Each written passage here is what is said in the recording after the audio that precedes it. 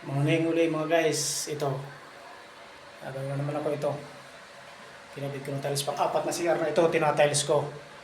Kung napapanood yung una kong mga video, iba-ibang mga design itong bawat CR, iba-ibang mga klase o mga design niya ng mga ano, mga tiles. Pero para-paras lang ang sukat ito, 30 by 60. Itong pang-apat, ito yung ano niya, yung design. Yung doon sa kabila, may mga bulaklak, iba-iba, basta iba-ibang design pang-apat ito na CR ko na tinatile. Tapos yung dalawa, napuringan ko na. Yung dalawa pang apat ito, wala pa, hindi ko pa napuringan. Ang flooring noon 60 by 60, ito 60 by 30. Yung sa ano, ito. Tapos ko na isang uling. Lahat ito sagad ko sa kisame na tinatiles ko. Apat na CR.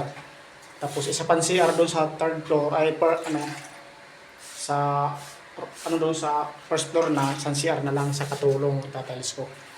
Ito, master bedroom ito dito eh. Ito, master bedroom ito dito. Master nila ito kasi nila CR. Yung doon sa kabila, yung una ko mga video sa mga anak nila yun, ng mga CR sa mga anak nila. Kaya, nahirapan ako akyat baba, ang dami ko. Napakan ko. Kasi mataas na siya kasi hasagad nga hanggang kisame. Kaya pag sa baba, okay lang, mabilis mag-tiles. Pero pag sa taas na, mahirap na kasi akit baba ka eh. Tapos magpuputol ka pa ng tiles. Yun lang guys, salamat.